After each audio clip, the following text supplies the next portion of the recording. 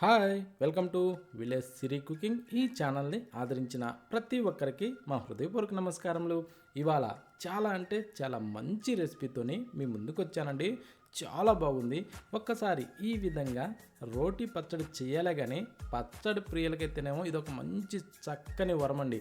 అంత బాగుంది ఈ పచ్చడి అండి. ఈ పచ్చడిని ఎలా చేస్తే ఇంత మంచి రుచి వచ్చిందో ఒక్కసారి మన కిచెన్లోకి వెళ్దామా. దీని పేరు ఏంటంటే టమోటాలతోని పల్లి చట్నీ చేశానండి. ఈ విధంగా చేస్తే మాత్రం నచ్చని వాళ్ళంటూ ఎవ్వరూ ఉండరండి. మంచి నోరూరించే పచ్చడి, మిస్ కావద్దు. ఓకేనా. దాని గురించి ముందుగా మనం స్టవ్ ఆన్ చేసి ఒక ప్యాన్ పెట్టి ఒక చిన్న కప్పు వేరుశెనగపప్పులు వేసుకుందామండి. అంటే మన ఇంట్లో ఉండే మెంబర్స్ని బట్టి ఎంత పచ్చడి అవసరమో దానికి తగ్గట్టుగా వేరుశెనగపప్పులు వేసుకోవాలి. ఓకేనా. నేను ఒక ఐదుగురికి సరిపోయే మందం ఈ పచ్చడి చేశానండి. ఒక్క రోజుకు సరిపోయే మందం. ఓకేనా. వాటిని ఇప్పుడు వేరుశెనగపప్పులను బాగా వేయించి తీసి ఒక ప్లేట్లో వేసుకునేసి ఆ తర్వాత సేమ్ అదే ప్యాన్లో మరి కొద్దిగా ఆయిల్ వేసుకుందాం. వేసిన తర్వాత కొంచెం వేడెక్కనిచ్చేసి పచ్చిమిరపకాయలండి, దాదాపు ఒక 10-12 పచ్చిమిరపకాయలని మధ్యలోకి ఇరిసి దాంట్లో వేసేసుకోవాలి. వేసిన తర్వాత వాటిని కూడా ఇలా బాగా కలర్ మారేంత వరకు సన్న మంట మీద ఇలా బాగా ఫ్రై చేసుకోవాలండి. కానీ పచ్చిమిరపకాయలను ఇలా ఆయిల్లో వేసేటప్పుడు మాత్రం మధ్యలోకి ఇరిసైనా వేసుకోవాలి, లేదా ఇలా దాని పొట్ట భాగంలో ఒక పిన్నిస్తోని ఘాటు పెట్టైనా సరే వేసుకోవాలండి. అలా వేస్తేనే చిటపట అనకుండా ఇలా సైలెంట్గా సూపర్గా ఫ్రై అయిపోతాయి లోపల వరకు. ఇప్పుడు అవి తీసి ప్లేట్లో వేసిన తర్వాత మళ్ళీ ఇప్పుడు కట్ చేసిన టమోటాలండి, దాదాపు ఒక 5-6 టమోటాలని కట్ చేసి దీంట్లో వేసాను. వేసిన తర్వాత వీటిని కూడా మనం ఇలా సన్నమంట మీదనే బాగా ఫ్రై చేసుకోవాలి. ఇలా ఒక్కొక్కటిగా మనం సపరేట్గా కానీ ఫ్రై చేస్తే ఈ పచ్చడి కన్నది రుచి సూపర్గా ఉంటుందండి. అందుకోసం అనేసి మనం అలా ఫ్రై చేయాలి. ఇప్పుడు ఈ టమోటాలను కూడా చూడు ఈ టైప్లో కొంచెం గుజ్జుగా అయ్యేలాగా ఇలా ఫ్రై చేసుకునేసి ఇప్పుడు స్టవ్ ఆఫ్ చేసేసి వీటిని అన్నింటినీ చల్లారనివ్వాలి. చల్లారిన తర్వాత ముందుగా ఫ్రై చేసిన వేరుశెనగపప్పుల్ని రోల్ సిద్ధం చేసి రోట్లో వేసేసుకునేసి ఇలా మెత్తగా దంచేసుకోవాలండి. ఈ విధంగా దంచిన తర్వాత ఇప్పుడు ఫ్రై చేసిన ఈ పచ్చిమిరపకాయలను కూడా దాంట్లో వేసేసుకుని దీన్ని కూడా కచ్చపచ్చగా దంచేసుకోవాలి. ఓకేనా. ఈ టైపు మనం కచ్చపచ్చగా దంచిన తర్వాత ఇప్పుడు మనం దీంట్లో రుచి సరిపడా సాల్ట్ వేసేసుకుని ఆ తర్వాత జీలకర్ర అండి, అంటే సగం టేబుల్ స్పూను, కొంచెం అట్టో ఇట్టో వేసుకోవచ్చు. ఆ తర్వాత వెల్లుల్లిపాయలు ఇవి కూడా ఒక గడ్డ వరకు కూడా వేసుకోవచ్చండి, అయితే పొట్టు తీసే అవసరం లేదు. ఓకేనా. ఇప్పుడు వీటిని కూడా మనం ఇలా కచ్చపచ్చగా దంచేసుకోవాలి. మరి మెత్తగా గుజ్జులాగా అవసరం లేదండి. ఇప్పుడు నానబెట్టుకున్న చింతపండు, ఒక నిమ్మకాయ సైజు చింతపండు తీసుకుని ఒక 10 నిమిషాలు నానబెట్టి ఆ చింతపండును మాత్రమే ఇందులో వేసుకోవాలి. ఆ నీరు అన్నది దాని గురించి తర్వాత. ఓకేనా. ఇప్పుడు మనం దాన్ని కూడా ఇలా మెత్తగా దంచిన తర్వాత ఇప్పుడు ఫ్రై చేసిన ఈ టమోటా పీసెస్ అన్నీ దీంట్లో వేసేసుకుందాం. వేసిన తర్వాత ఇప్పుడు కొంచెం కిందకి మీదకి తిరిగేసుకుందామండి.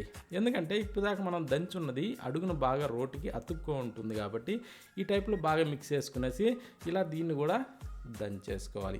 ఈ విధంగా దంచిన తర్వాత కొంచెం గట్టిగా అనిపిస్తుంది కాబట్టి ఇప్పుడు మనం ఆ చింతపండు నీళ్ళు ఉన్నాయి చూశారు, ఆ నీటినే వాడుకోవాలండి. వేరే నీళ్ళు పోసే అవసరం లేదు. ఏంటంటే ఈ పచ్చిమిరపకాయలకి ఈ చింతపండుకి ఏంటంటే కరెక్ట్గా సరిపోద్ది కాబట్టి ఆ నీటిని కూడా మనం వేస్ట్ చేసే అవసరం లేదు. ఇప్పుడు దీన్ని ఇట్లా బాగా రుబ్బేసుకోవాలి. ఈ విధంగా మెత్తగా రుబ్బిన తర్వాత ఇప్పుడు ఆనియన్ అండి, ఈ ఉల్లిపాయని 2 భాగాలుగా చేసుకునేసి ఆ ఉల్లిపాయని దాంట్లో వేసి దాన్ని కూడా మనం కచ్చపచ్చగా దంచేసుకోవాలి. ఈ ఉల్లిపాయని ఏంటంటే మెత్తగా దంచకూడదండి, కచ్చపచ్చగా దంచితేనే ఆ ఉల్లిపాయలో ఉన్న నీరు అన్నది ఈ పచ్చట్లోకి వచ్చి మంచి రుచిస్తుందండి. ఆ తర్వాత ఇలా మనం బాగా అలా జిగట వచ్చేదాకా ఎనుపుకోవాలి. ఈ టైప్లో బాగా రుబ్బితే చూడండి ఇలా మంచి చిక్కగా జిగటలాగా ఎంత బాగా వస్తుందో ఈ టైప్లో రావాలండి. ఈ విధంగా జోముగా వస్తేనే ఆ పచ్చడికి రుచి అద్భుతంగా ఉంటుందండి. ఓకేనా. ఇలా నూరుతుంటేనే నోట్లోంచి నీళ్ళు అట్టే ఊరతండి, అంత బాగుంటుంది. ఓకేనా.